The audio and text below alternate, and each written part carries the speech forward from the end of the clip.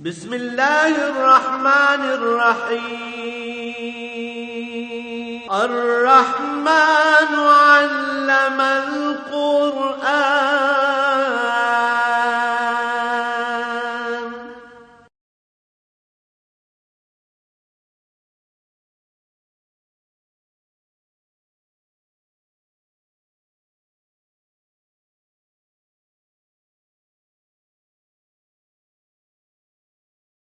الحمد للہ رب العالمین والصلاة والسلام علی حبیبہ محمد وآلہ وصحبہ اجمعین۔ اعوذ باللہ من الشیطان الرجیم، بسم اللہ الرحمن الرحیم۔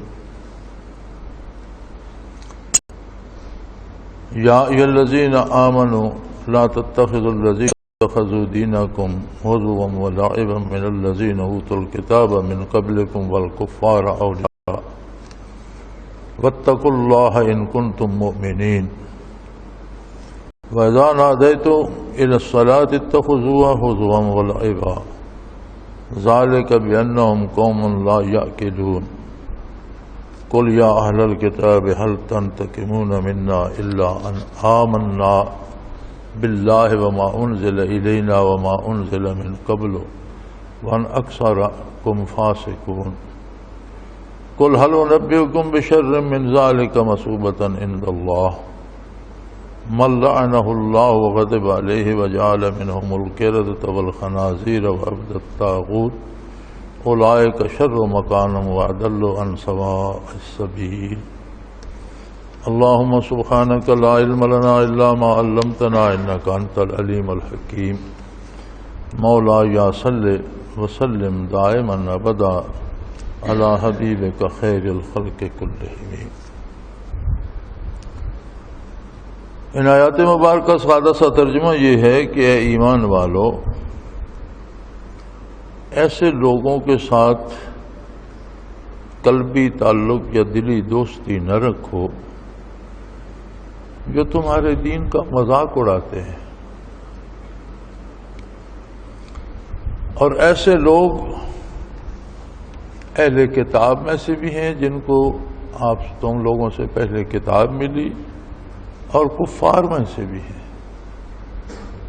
سو جو لوگ دین کا مذاق اڑانے والے ہیں ان سے دلی دوستی کوئی معنی نہیں رکھتی، اور اس معاملے میں اللہ کریم کی عظمت کا احساس رکھو۔ واتقوا اللہ، اس کا ترجمہ تو اردو میں کر دیا جاتا ہے ڈر، لیکن یہ ڈر مختلف قسم کے ڈر ہوتے ہیں۔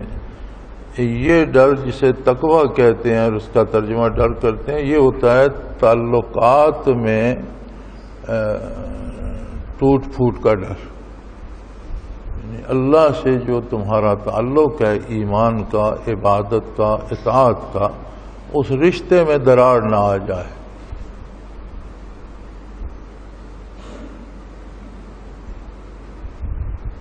اگر تم واقعی ایمان رکھتے ہو تو پھر ہر ایماندار کو اپنے ایمان کی سلامتی سب سے پہلے مقدم ہے، اور اگر کفار کے ساتھ دلی دوستی کرو گے اور وہ تمہارے دین کا، تمہارے نبی صلی اللہ علیہ وسلم کا، تمہارے نازل ہونے والی کتاب کا، عبادات کا مذاق اڑا رہے ہوں گے تو اس زد میں تم بھی آ جاؤ گے، تمہارا وہ تعلق جو اللہ سے ہے وہ سلامت نہیں بچے گا۔ اس بات سے ڈرو۔ اور تم دیکھتے نہیں ہو اذا نادیتم الی الصلاۃ اتخذوها ہزوا ولعبا، جب تم اذان کہتے ہو تو اس کا مذاق اڑاتے ہیں، حالانکہ اذان عظمت الہی کا بہت خوبصورت مظہر ہے۔ اذان کے الفاظ اور اس کا ترجمہ، ایک ایک لفظ عظمت الہی پہ دلالت کرتا ہے، رحمت عامہ کی صدا ہوتی ہے، اور دعوت عام صلاح عام ہوتی ہے ساری مخلوق کے لیے کہ جو چاہے آئے اللہ کی اطاعت کرے اور اللہ سے انعام پائے، لیکن یہ اس کا مذاق اڑاتے ہیں۔ اس لیے ذالک بانہم قوم لا یعقلون، یہ بے وقوف ہیں، ان میں عقل نہیں ہے، عقل کی کمی ہے۔ اور فرمایا ان سے پوچھئے تو صحیح، آپ لوگ ان سے پوچھو تو صحیح، قل یا اہل الکتاب ہل تنقمون منا، ان سے پوچھو تو صحیح کہ تم اہل کتاب ہو، تمہارا کتاب رکھنے کا دعویٰ ہے، ایک نبی کے ماننے والے ہو، یہود بھی نصارہ بھی، تو پھر تم مسلمانوں سے کس بات کا انتقام لے رہے ہو؟ اگر تمہارے پاس کتاب ہے منزل من اللہ تم کہتے ہو، تو مسلمانوں کا دعویٰ بھی یہی ہے کہ اللہ نے ہمارے نبی پر کتاب نازل فرمائی ہے، پھر یہ کوئی نئی بات تو نہ ہوئی۔ اگر تمہارے پاس کتاب ہونا اچھی بات ہے تو مسلمانوں کے پاس ہونا جرم ہو گیا، یا تم انبیاء پہ ایمان رکھتے ہو تو مسلمانوں کا رکھنا تم کس بات پہ خفا ہو؟ صرف اس بات کے پہ کہ ان آمنا باللہ، کہ ہم نے اللہ وحدہ لا شریک پر ہم ایمان لے آئے، اور جو کتاب نازل ہوئی ہماری طرف ہم اس پر ایمان لے آئے، اور جو پہلی کتابیں ہیں ہم ان کو بھی منزل من اللہ مانتے ہیں، ہم نے کسی کتاب کا انکار نہیں کیا۔ لیکن تم جو مسلمانوں پہ اعتراض کرتے ہو، ذرا اپنی تاریخ پہ نظر دوڑاؤ، وَأَنَّ أَكْثَرَكُمْ فَاسِقُونَ، تم اپنے آباء و اجداد کو اور اپنی نسلوں کو دیکھو تو تمہیں اکثریت بدکاروں کی ملے گی۔ کسی پر اعتراض کرنے کے لیے اپنا دامن تو صاف ہونا چاہیے۔ جو خود چور ہے وہ دوسرے چور پر کیا اعتراض کرے گا؟ ڈاکو ڈاکو پہ کیا اعتراض کرے گا؟ قاتل قاتل کو کیا طعنہ دے گا؟ تو تم اپنے قومی کردار پہ نظر کرو۔ اور فرمایا ان سے کہیے کہ ہم آپ کو بتائیں، قل هل انبئکم بشر من ذلک مثوبۃ عند اللہ، کہ اللہ کے نزدیک سب سے برا بدلہ کن لوگوں کو ملے گا؟ جب بارگاہ الہی میں پیش ہوں گے تو کن پر غضب الہی ہوگا اور بہت سخت سزا کن لوگوں کو ملے گی؟ من لعنہ اللہ وغضب علیہ، جن پر اللہ نے لعنت فرمائی ہے، جن کا کردار ایسا ہے کہ جس کردار پر اللہ کریم نے لعنت فرمائی ہے ان کو سخت بدلہ ملے گا۔ وغضب علیہ، اور ان کو جن پر اللہ کا غضب ہوا، دنیا میں بھی اللہ کے غضب کا شکار ہوئے اور ان کا کردار مسخ ہو گیا، ان کے ایمان ختم ہو گئے، عقیدے ختم ہو گئے، اور پھر ان کی روحانی شکلیں تو ایمان کے بدلنے سے بدل جاتی ہیں۔ اگر ایمان نہیں رہا تو شکل روح کی انسانی نہیں رہتی، لیکن تمہارے آباء و اجداد تو ایسے بدبخت تھے کہ ان کی جسمانی شکلیں بھی بدل گئیں، اور جعل منہم القردۃ والخنازیر وعبد الطاغوت، کوئی ان میں سے بندر بن گئے، کسی کو اللہ نے خنزیر بنا دیا، اور کچھ شیطان کے پجاری بن گئے۔ تم اپنے اس ماضی پہ فخر کرتے ہو اور اس کو حق سمجھتے ہو۔ اولئک شر مکانا واضل عن سواء السبیل، ایسے لوگ سب سے برے ہیں اپنے مقام کے لحاظ سے بھی، اور بہت دور کی گمراہی میں حق سے بہت دور جا پڑے۔ یہ سادہ سا ترجمہ تھا۔ میں یہ ترجمہ اس لیے کر دیتا ہوں کہ تفسیر میں ترجمہ مختلف حضرات کا آتا ہے، اور اس ترجموں کی زبان ہوتی ہے قدیم اردو۔ تو اگلے دن ایک ساتھی کا فون تھا کہ وہ ترجمہ سمجھنے میں مشکل ہوتی ہے، تو میں نے کہا چلو میں ساتھ لفظی ترجمہ بھی کر دیتا ہوں۔ اللہ کریم نے ہر انسان کو حقوق دیے ہیں۔ انسانی حقوق کو دیکھا جائے تو اس میں دو بنیادی حق ہیں،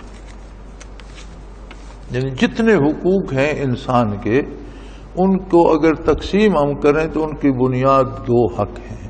ایک حق ہے زندہ رہنے کا، جس نے جان اور زندگی دی ہے اس کو حق حاصل ہے کہ وہ جان اور زندگی واپس لے لے، اس کی دی ہوئی ہے۔ جو زندگی دے نہیں سکتا اسے لینے کا بھی اختیار۔ انسان اگر کسی مرنے والے کا ایک لمحہ موت کو روک کر زندگی میں اضافہ نہیں کر سکتا تو اسے یہ حق نہیں ہے کہ کسی کی زندگی چھیننے کا سبب بنے۔ اللہ کے حکم سے کوئی مارا جائے، اللہ کے قانون کے تحت اسے قانونی ادارے سزا دیں، وہ سب اللہ کی طرف سے ہے۔ لیکن میں آپ دوسرا کوئی، اب ایک قاتل ہے وہ قتل کرتا ہے، قتل کی سزا بھی قتل ہے، قاتل کو قتل ہونا چاہیے، لیکن میں دیکھ رہا ہوں آپ ہمارے سامنے وہ قتل کرتا ہے تو ہم اسے قتل کرنے کے مجاز نہیں، ہم اس کے خلاف شہادت دے سکتے، وہ واجب القتل ہے، لیکن اگر ہم اسے قتل کر دیں گے تو یہ ایک اور قتل ہوگا اور ہم اس میں جرم میں پکڑے جائیں گے۔ وہ ادارے جنہیں، اور یہ یاد رکھیں، انصاف کی بنیاد دین برحق پر ہے، جتنے قانون غیر اسلامی ہیں وہ بھی ظلم ہے، وہ انصاف نہیں ہے۔ ہمارے ہاں ایسے ججز بھی ہیں جو بڑے نیک ہیں، صالح ہیں، اپنی طرف سے پوری کوشش سے انصاف کرتے ہیں، لیکن جو نظام ہے وہ غیر اسلامی ہے، لہذا وہ انصاف نہیں، وہ دوبارہ ظلم ہے۔ انصاف صرف اس معیار میں ہے جو اللہ کے رسول صلی اللہ علیہ وسلم نے مقرر فرما دیا۔ شرعی عدالت جسے سزائے موت شرعی ثبوتوں کی بنا پہ دیتی ہے وہ جائز۔ اب یہ جو زندہ رہنے کا حق ہے، یہ صرف یہ نہیں کہ اسے قتل نہیں کیا جائے گا، اس ایک حق میں زندگی کے سارے حقوق پوشیدہ ہیں، یعنی اسے روزی کا انتظام اس کا کیا جائے، اسے رزق دیا جائے، اس کی ملازمت، اس کے بچوں کی تعلیم، اس کے بیماروں کا علاج، جتنی ضروریات زندگی ہیں وہ ادارہ جو حکومت کرتا ہے، جسے آپ حکومت کہتے ہیں، اس حکومت کے ذمے ہیں کہ ہر شہری کی زندگی اور حیات کا اہتمام کرے، ایک سی تعلیم ہو بچوں کی۔ یہ جو جتنے بنے ہوئے ہیں، یہاں ایچیسن کالج بن گیا، برن ہال بن گیا، غریبوں کے بچے درختوں کے نیچے بیٹھ کر پڑھیں، یہ سارا ظلم ہے، یہ سارا خلاف اسلام ہے، خلاف انصاف ہے۔ ایک نصاب ہونا چاہیے، ایک معیار ہونا چاہیے۔ درختوں کے نیچے زمین پر بیٹھ کر پڑھنا ہے تو کسان کا بیٹا بھی وہیں بیٹھے، وزیر اعظم کا بیٹا بھی وہیں بیٹھ کے پڑھے۔ بڑے بڑے ہالوں میں ڈیسکوں پہ بیٹھ کے پڑھنا ہے، کرسیوں پہ، تو غریب کا بیٹا بھی وہیں بیٹھے اور امیر کا بیٹا بھی وہیں بیٹھے۔ اگر ایئر کنڈیشنڈ ہال میسر ہے تو سب کے لیے ہے، اور نہیں ہے تو سب کے لیے نہیں ہے۔ یہ بنیاد، اس میں مومن اور کافر کا بھی فرق نہیں، کافر کے بیٹے کو بھی وہی سہولت دی جائے گی جو مومن کے بیٹے کو تعلیمی سہولت دی جائے گی۔ بیماری میں علاج معالجے کی وہی سہولتیں کافر کے لیے بھی ہوں گی جو مومن کے لیے ہوں گی، اور تعلیم، علاج معالجہ اور روزگار، یہ بنیادی ضرورتیں جتنی ہیں یہ حکومت وقت کی ذمہ داری ہوتی ہے۔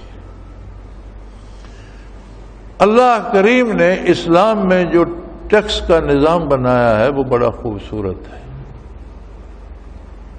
وہ کسی غریب پہ نہیں آتا۔ کسی سرمایہ دار کے پاس جو سرمایہ 1 سال تک سرپلس رہتا ہے،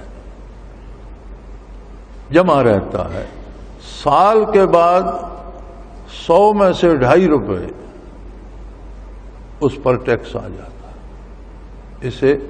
اس کے زکوٰۃ کا نام دیا قرآن کریم نے۔ زکوٰۃ کا معنی ہوتا ہے پاکیزگی، یعنی یہ مال کو پاک کر دیتا ہے۔ اب طریقہ کار اسلامی حکومت کا یہ ہے کہ بنیادی ٹیکس زکوٰۃ ہے۔ پورے ملک کے صاحب نصاب لوگ زکوٰۃ مرکز کو دیں، جو طریقہ کار تھا نبی کریم صلی اللہ علیہ وسلم کے زمانے میں۔ عاملین زکوٰۃ مقرر ہوتے تھے، وہ پوری مملکت سے زکوٰۃ جمع کرتے تھے، اس سے بجٹ بنتا تھا ملک کا، اس سے تعلیم کا بجٹ بنتا تھا، اس سے غریبوں کے روزگار کا بجٹ بنتا تھا، بے روزگاروں کو وظیفے دینے کا بجٹ بنتا تھا، اسے جو جہاد میں شہید ہوتے تھے ان بیواؤں کو دینے کا بجٹ بنتا تھا، اور جو نو مسلم اسلام قبول کر کے اسلامی ریاست میں آتے تھے اور ان کے پاس گھر یا کھانا کو کچھ نہیں ہو، ان کو دینے کے لیے بنتا تھا۔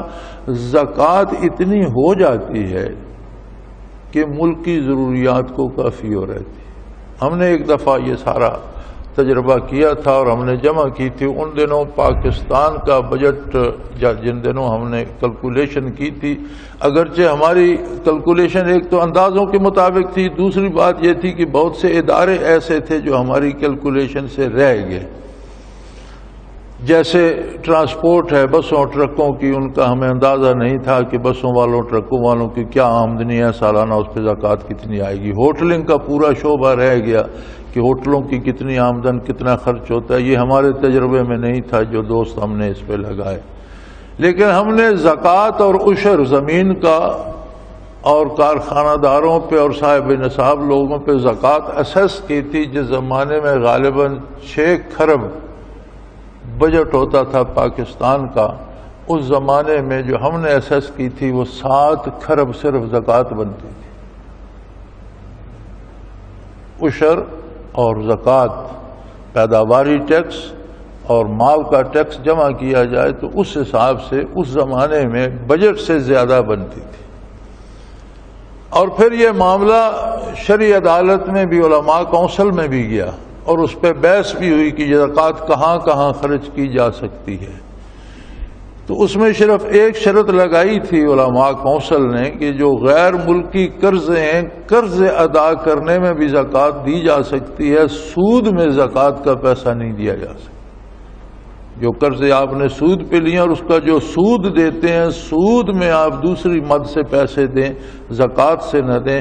باقی آپ آرمی پہ، فوج پہ خرچ کر سکتے ہیں، سکولوں پہ، ہسپتالوں پہ، غریبوں کے روزگار دینے پہ، تعلیم پہ، یہ سارے ان پہ خرچ ہو سکتا ہے. اس کا مطلب ہے کہ اگر باقاعدہ زکوٰۃ کا نظام رائج کیا جائے تو ملک ٹیکس فری ہو جاتا. یعنی یہ جو طریقہ ہم نے اختیار کیا ہے نا کہ آٹے کا ٹرک بھیج دیا اور لوگوں کو سستا آٹا لو، تو ہم نے پوری قوم کی غیرت چھین لی ہے اور لوگوں کو بے حمیت بنا دیا ہے کہ ایک ایک تھیلے آٹے کے پیچھے ایک دوسرے کا سر پھاڑ رہے ہیں اور گداگروں کا. اب دینے پیسے ہیں، اس میں 100 یا 200 روپیہ رعایت ہے، اور 200 روپے کے لیے ماؤں بہنوں کے دوپٹے چھین رہے ہیں، قمیضیں پھٹ رہی ہیں. بلکہ اگلے دن ٹی وی پہ آ رہا تھا کوئی عورت کچل کر مر بھی گئی، وہ بوڑھی عورت تھی، گر گئی، اوپر سے لوگ گزرتے رہے، مر گئی. تو یہ تو پوری قوم کی غیرت کا سودا ہے. حکمرانوں کو قوم کا مذاق نہیں اڑانا چاہیے. یہی پیسہ کھربوں روپے جس کا یہ کہہ رہے ہیں ہم آٹا مفت دے رہے ہیں، یہی پیسہ ٹیکس کی مد میں دے دیتے، ایک تیل کی مد میں دے دیتے کہ اتنے کھرب حکومت دے گی، لہذا پنجاب میں تیل 60 روپے لیٹر کی بجائے 40 روپے لیٹر ہوگا. یقین مانے نمک سے لے کر آٹے تک ہر چیز سستی ہو جاتی، ہر بندے کو فائدہ پہنچتا. لیکن یہ تماشا تو نہ بنتا نا کہ حکمران بیٹھ کر ٹی وی پہ تماشا دیکھیں اور لوگ کس طرح قمیضیں پھٹ رہی ہیں، ماؤں بہنوں کی دوپٹے اتر رہے ہیں، دھکے کھا رہے ہیں بوڑھے جوان، کوئی گر رہا ہے، کوئی اٹھ رہا ہے، تو وہ تو دیکھ کے خوش ہو رہے ہیں. تو بہرحال میرا وہ موضوع نہیں ہے، میں اپنے موضوع کی طرف آتا ہوں کہ فرمایا جو لوگ دین کا مذاق اڑاتے ہیں، یعنی اہل کتاب بھی ہیں، ان میں یہود بھی ہیں، نصارہ بھی ہیں، الذین اوتوا الکتاب من قبلکم والکفار، اور اس میں وہ بھی ہیں جو بغیر کتاب کے جو بے دین کافر ہیں، جو منکر ہیں. فرمایا یہ سارے لوگ تمہارے نبی کا، تمہارے رسول کا، تمہاری کتاب کا، تمہارے دین کا مذاق اڑاتے. تم کس برتے پر ان کو دوست بناتے ہو؟ تم کس برتے پر ان کے سامنے دستے سوال دراز کرتے ہو؟ تم کس برتے پر ان سے مانگ کر کھاتے ہو؟ کیا تمہاری غیرت ایمانی کو یہ سب کچھ گوارا ہے؟ جلوس نکالتے ہو کہ توہین رسالت ہو گئی اور پھر انہی کے دروازے پر جھولی پھیلا کر مانگنے جاتے ہو. تمہیں غیرت نہیں آتی؟ تمہاری ان کی دوستی کیسی؟ یہ نہیں ہے کہ کافروں کو جینے دو، انہیں قتل کر دو، ان کا دانا، یہ نہیں کہا. فرمایا انہیں زندگی کی اگر اسلامی ریاست میں ہیں اور مسلمانوں کی ذمہ داری ہے تو انہیں زندگی کی پوری سہولتیں دو، بلکہ اسلام نے یہاں تک فرمایا ہے کہ اسلامی ریاست میں جو غیر مسلم رہتے ہیں ریاست کا دفاع ان کی ذمہ داری نہیں ہے۔ ریاست پر آفت آئے تو جانیں دینا مسلمانوں کی ذمہ داری ہے جو ریاست کے مالک ہیں، ان کی جان مال اور گھر کا تحفظ بھی مسلمانوں کی ذمہ داری ہے۔ وہ جزیہ دیں گے، وہ ٹیکس دیں گے اس تحفظ کا، لیکن انہیں باہر نکل کر لڑنے کی ضرورت نہیں ہے، وہ مسلمانوں کی پناہ میں۔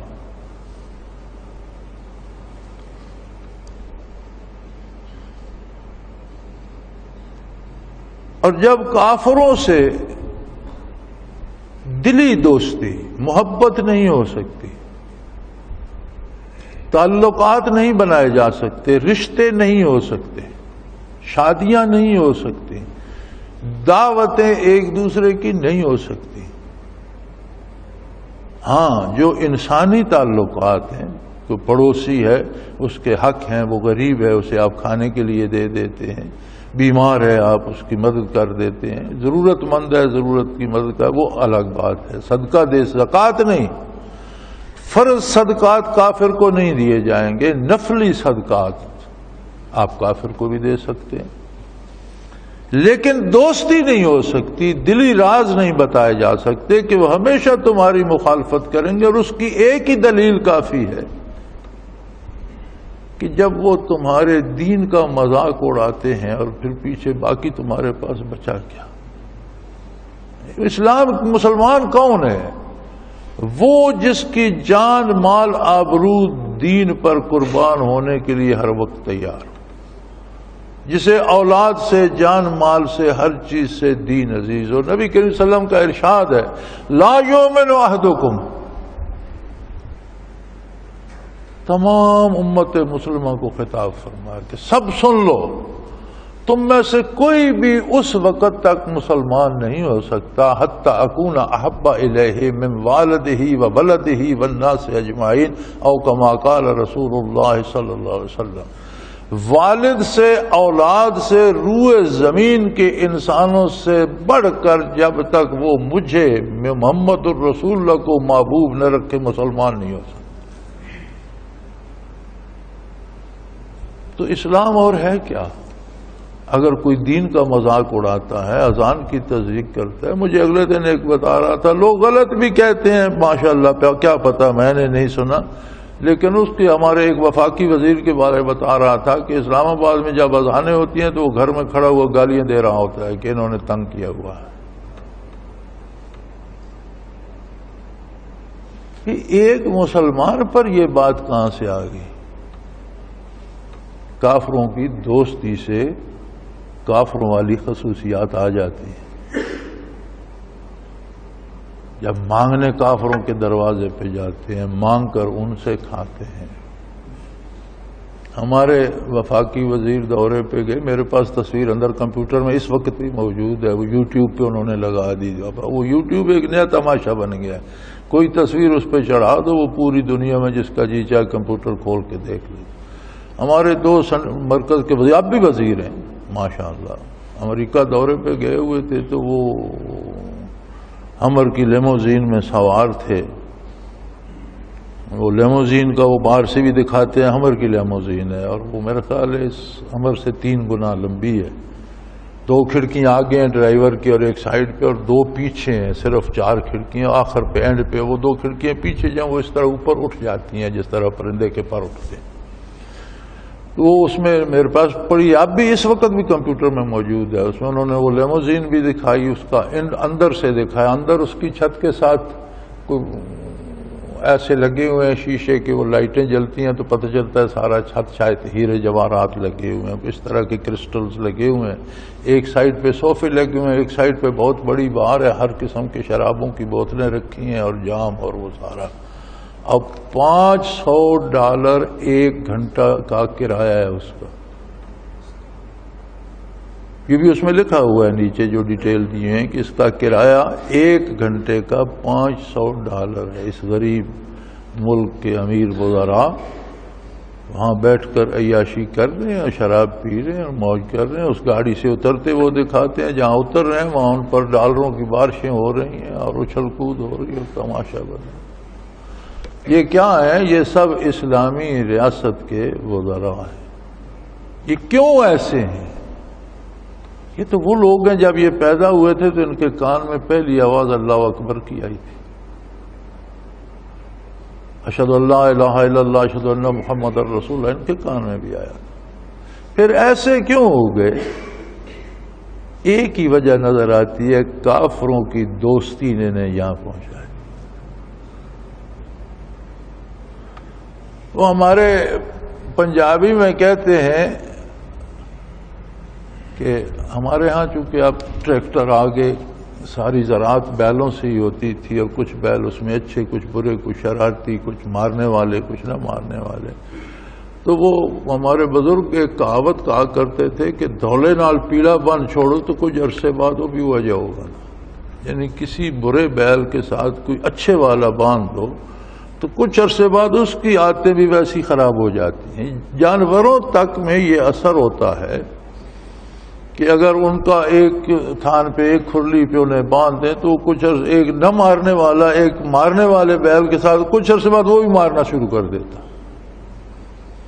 وہ ضرب المثل اس لیے تھی کہ برے لوگوں کی مجلس سے اجتناب کیا جائے, ورنہ اگر نیکوں کے ساتھ بیٹھنے والا نیک ہو سکتا ہے تو بدکاروں کے ساتھ بیٹھنے والا بدکار کیوں نہیں ہو جائے؟ تو فرمایا جب ان کا یہی ظاہر دیکھ لو کہ وہ تمہارے دین کا مذاق اڑاتے ہیں.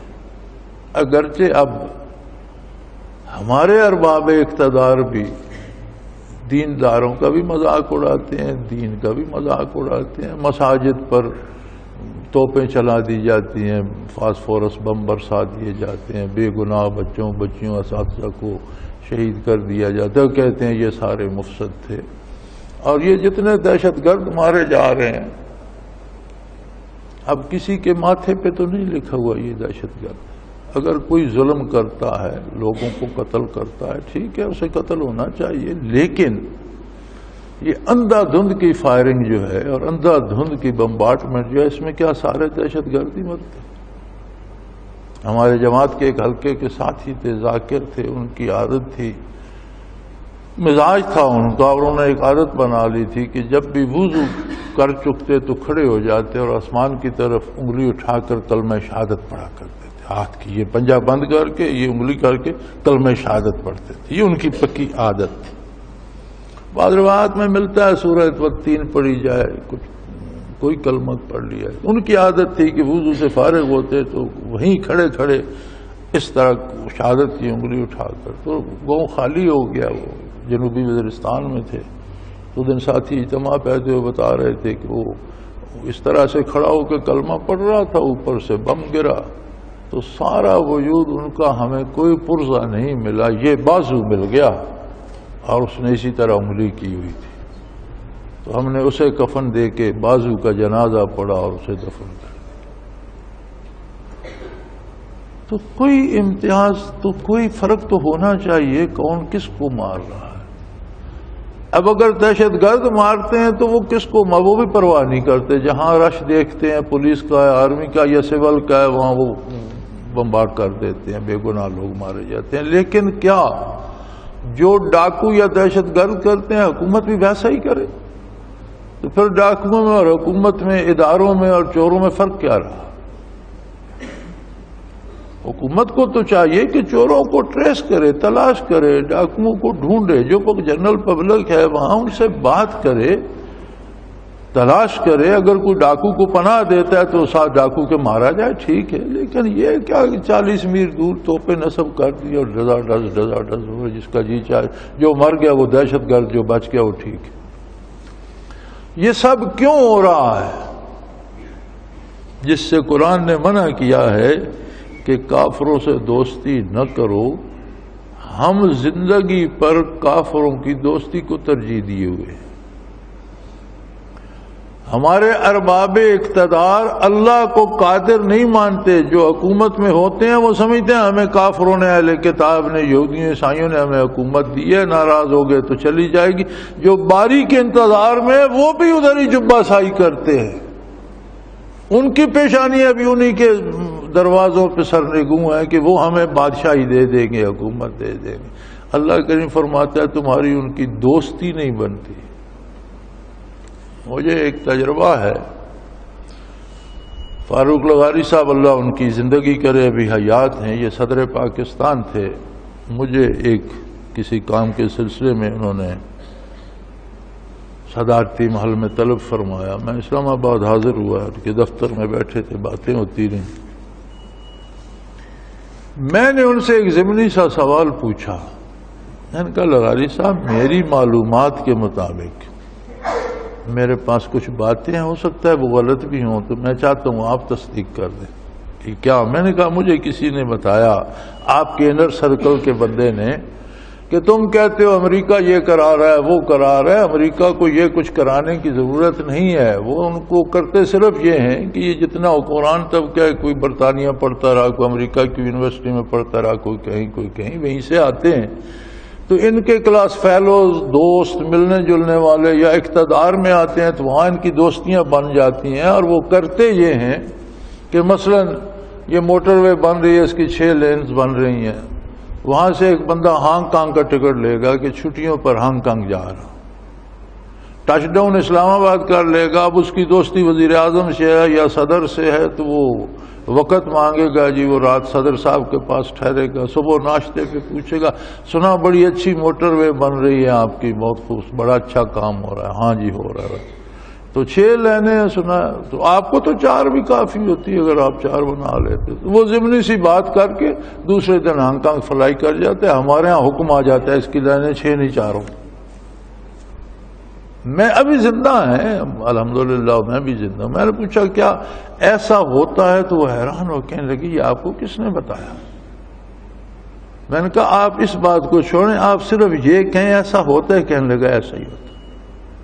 یہ آپ کے اس وقت صدر تھے پاکستان کے. کہنے لگے یار ہم نے محسوس ہی نہیں کیا کہ یہ کیا ہوتا ہے، لیکن ایسا ہو جاتا. یعنی ہم اتنے مرعوب ہیں ان سے کہ پوری قوم کے دانشور مل کر ایک منصوبہ بناتے اور ان کا ایک 3rd کلاس آدمی کہہ دیتے کہ یار یہ یوں نہیں، یوں ہوتا تو اچھا ہوتا. تو ہم فوراً کہتے ہیں نہیں یہ چونکہ وہ کہہ رہا ہے اس لیے یوں بہتر ہے، ان کو گولی مارو اپنے دانشور. اللہ اس سے منع کر رہا ہے. کافر سے روٹی چھیننے کا نہیں کہہ رہا، کافر کے حقوق چھیننے کا نہیں کہہ رہا. 2 حق دیے اللہ نے، زندہ رہنے کا، دوسرا حق مذہب رکھنے کا. کوئی یہودی رہنا چاہے، عیسائی رہنا چاہے، ہندو رہنا چاہے، آتش پرست رہنا چاہے. کافر قید ہو کر عہد نبوی میں، غزوات نبوی میں مدینہ منورہ آیا اور حضور نے حکم دیا کہ کسی کو اس کی عبادت سے نہ روکا جائے. اگر بتوں کی پوجا کرتا ہے تو بتوں کی پوجا کرے، آگ کو پوجتا ہے تو آگ کو پوجے. تبلیغ کر سکتے ہو، کسی کو مطمئن کر سکتے ہو، مشورہ دے سکتے ہو، روک نہیں سکتے. جو جس کا عقیدہ ہے اس کے مطابق رہے. جو کھانا خود کھاؤ گے غلام بھی وہی کھائے گا. جتنا کام وہ کر سکتا ہے اس کا حکم دو گے، جو اس کی بساط سے باہر ہے اس کا اسے حکم بھی نہیں دے سکتے. جیسا لباس خود پہنو گے ویسا اس کو بھی پہنو.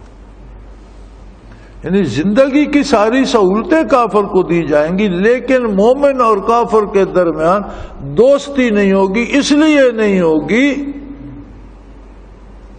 کہ کیچڑ اور دھلے ہوئے کپڑے کے درمیان دوستی دھلے ہوئے کپڑے کو نقصان دیتی ہے، کیچڑ کو نہیں. آپ ایک دھلا ہوا کپڑا لیں اور کیچڑ سے اس کی دوستی کرا دیں تو کیچڑ کا کیا جائے گا؟ کافر تو پہلے کافر ہے، اس میں تو برائی موجود ہے. کوئی داغ اسی دامن پہ لگے گا جو صاف ہے. سو فرمایا ان سے دلی دوستی کی قطعاً کوئی گنجائش نہیں ہے.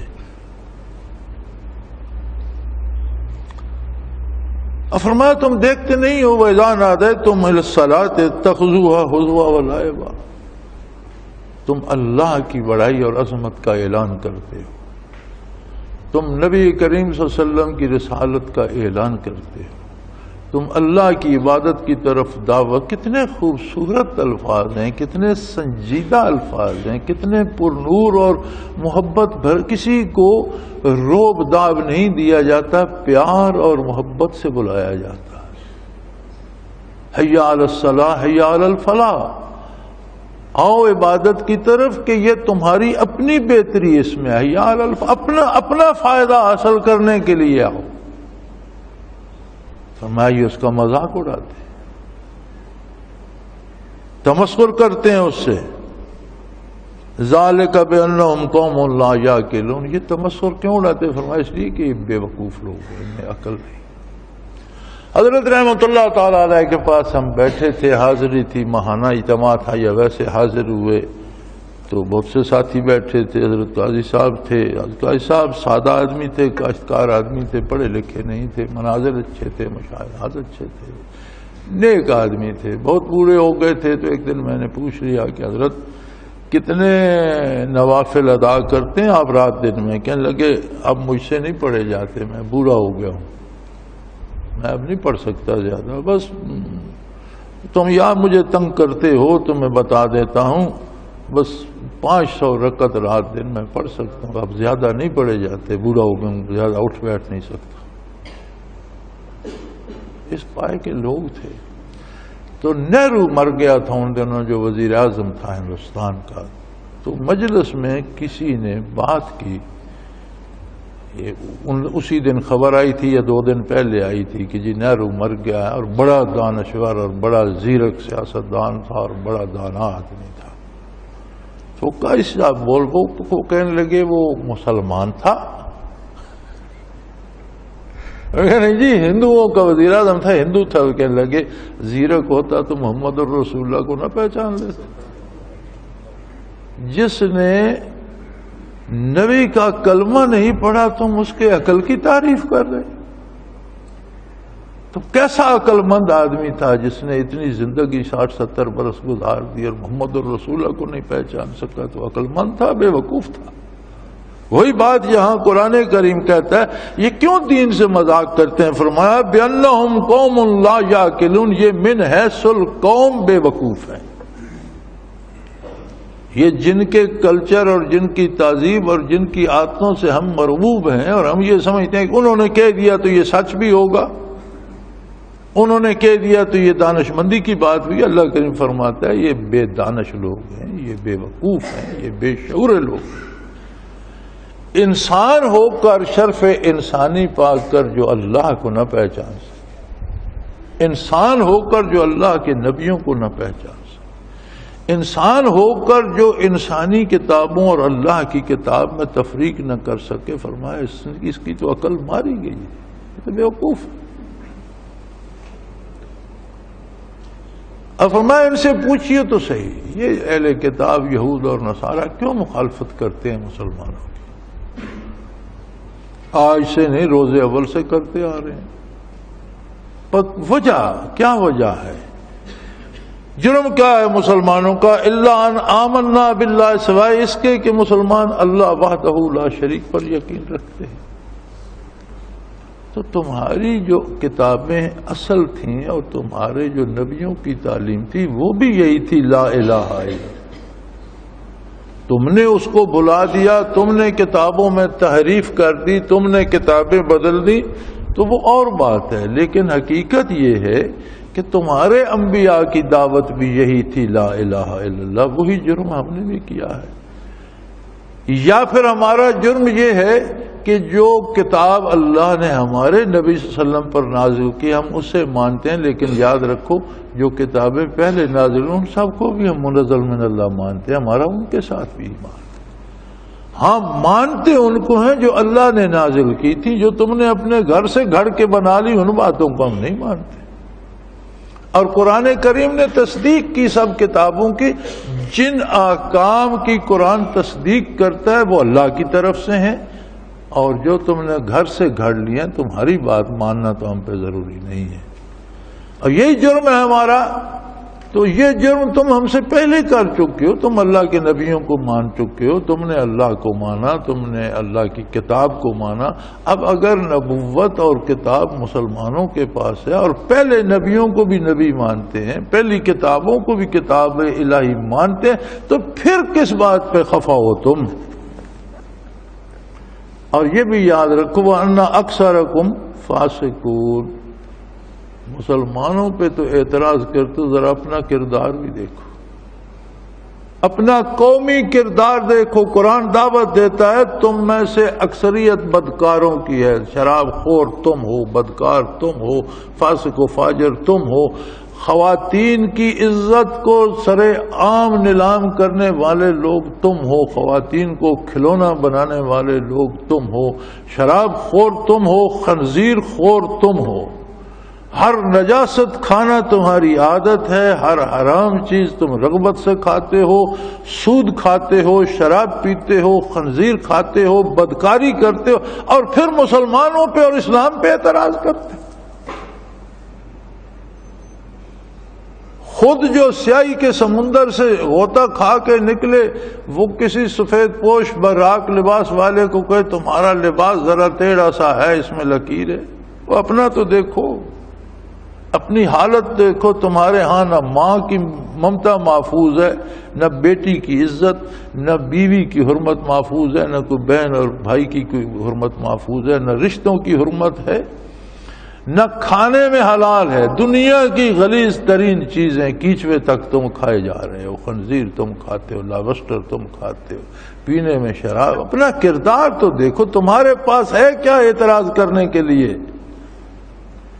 وَأَنَّ أَكْثَرَكُمْ فَاسِقُونَ. یقیناً تمہاری اکثریت بدکاروں کی ہے, تمہارا کردار بہت برا ہے, تمہارے طریقہ کمانے کا طریقہ ناجائز ہے, خرچ کرنے کے طریقے ناجائز ہیں, تمہاری غذا حرام ہے, تمہاری تہذیب غیر مہذب ہے. جسے تم تہذیب کہتے ہو اس میں تہذیب نام کی کوئی چیز نہیں.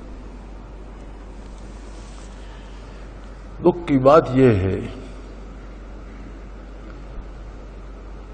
کہ اس دوستی کے طفیل وہ بد تہذیبی جس کا انہوں نے تہذیب نام رکھا ہے, وہ کسی نے ایک مصرع کہا تھا کہ اندھیر ہو رہا ہے بجلی کی روشنی میں. تہذیب کے نام پر کون سی بد تہذیبی ہے جو اہل مغرب نے, اہل کتاب نے اور کافروں نے روا نہیں رکھی؟ یعنی کفار میں, ہندوؤں میں بھی دیکھ لو, بے حیائی اور برائی عبادت کا درجہ رکھتی. ان کافروں میں بھی دیکھ لو, کسی کی عزت اور حرمت محفوظ نہیں ہے. لیکن افسوس یہ ہے کہ آج اس اسلامی ریاست میں بھی کوئی ٹی وی آن کر لیں, مسلمانوں کی بیٹیاں, مسلمانوں کی بہنیں, مسلمانوں کی مائیں سفید بالوں والی بھی بے پردہ ہی نظر نہیں آئیں گی, اچھلتی کودتی, ایک دوسرے کے گلے میں باہیں ڈالتی اور بے حیائی کا ہر عمل کرتی نظر آئیں گی, اور باپ اور بھائی اور بیٹے بیٹھے تالیاں بجا رہے ہوتے ہیں. یہ کیسی مسلمانی اور کیسی اسلامی ریاست؟ اس میں کیوں آ رہا ہے یہ جس سے قرآن کریم منع کر رہا ہے نا کافر کی دوستی سے؟ اس کے آنے کا وہی لنک, وہی ذریعہ, وہی سبب ہے, وہی راستہ ہے کہ وہ اکثرکم فاسقون, تمہاری اکثریت بدکاروں کی ہے. جتنی جس کی ان سے دوستی ہے اتنی بدکاری اب اس کے گھر میں بھی آ گئی. اور چونکہ برسر اقتدار طبقے کی دوستی زیادہ ہے, وہاں زیادہ آ گئی ہے, اب ان کے اختیار میں ہے, وہ غریب کو بھی دیکھنے پہ مجبور کر رہے ہیں. صابن کا اشتہار ہوتا ہے, جوتے کا اشتہار ہوتا ہے, کپڑے کا اشتہار ہوتا ہے. آپ یقین مانیں کہ آپ بیوی بچوں کے ساتھ بیٹھ کر وہ اشتہار نہیں دیکھ سکتے, شرم آ جاتی ہے, چینل بدلنا پڑتا ہے. تو اشتہار جوتے کا، اس میں نیم برن خواتین دکھانے کی کیا ضرورت ہے؟ صابن کا اشتہار ہے، اس میں خاتون ننگی بیٹھی ہے، جہاں تک تو دکھا دیتے ہیں وہ صابن مل رہی ہے۔ خدا کا خوف، کوئی شرم، کچھ حیا، کوئی بندہ بھی صابن لگا سکتا ہے، اور بندے کو بھی ننگا تو نظر نہیں آنا چاہیے، ہاتھوں پہ بھی صابن لگایا جا سکتا ہے، منہ پہ بھی، بال بھی دھوئے جا سکتے ہیں، کوئی ضروری ہے کہ بے لباس بندہ دکھایا جائے؟ یہ تو اشتہاروں کی بات ہے، آگے فلموں کو چھوڑے، میں نے تو دیکھی نہیں، فلموں میں اس سے زیادہ ہی یقیناً ہوتا ہوگا۔ یا جو بڑا ایک تہذیبی ورثہ ہے ہمارا، کوئی کلاسیکی موسیقی ہے اور کوئی وہ آج کی ایک اچھل کود موسیقی ہے، پتہ نہیں اس میں موسیقیت کہاں سے ہے اور کیا ہے۔ ایک ادھر چھلانگ لگاتا ہے لنگور کی طرح، ادھر چلا جاتا ہے، ادھر والا کودتا ہے، ادھر چلا، اس میں کیا موسیقیت ہے؟ نہ اس کے شعر صحیح ہیں، نہ اوزان صحیح ہیں، نہ مصرے صحیح ہیں، نہ کوئی مفہوم، اور نہ کسی کے کچھ پلے پڑتا ہے، پتہ نہیں کس بات پہ سر دھن رہے ہوتے ہیں۔ کم از کم میں نے جب دیکھا میرے پلے تو نہیں پڑا، شاید کسی کو کچھ سمجھ آتی ہوگی۔ ادھم سا مچا ہوا ہوتا ہے، ایسے پتہ چلتا ہے جیسے بندر اچھل کود کر رہے ہیں، اور وہ کیا ہے جی، اس بڑی تعریف ہوئی۔ تو یہ سب بے حیائی، برائی کہاں سے آ گئی؟ کافروں کی دوستی سے۔ قرآن کریم اس لیے منع کر رہا ہے کہ کافر کے ساتھ تعلقات کی ایک لمٹ ہے، ایک حد ہے، اس سے آگے دلی دوستی اس کے ساتھ نہیں ہو سکتی۔ وآخر دعوانا ان الحمدللہ رب العالمین۔ اللہ اللہ اللہ اللہ اللہ اللہ اللہ اللہ۔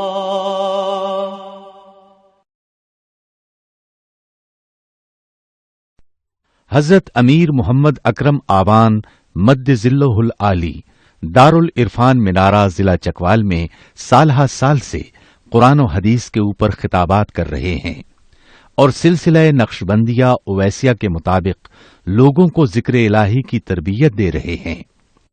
وہ قرآن پاک کی تفسیر ترتیب وار بیان کر رہے ہیں۔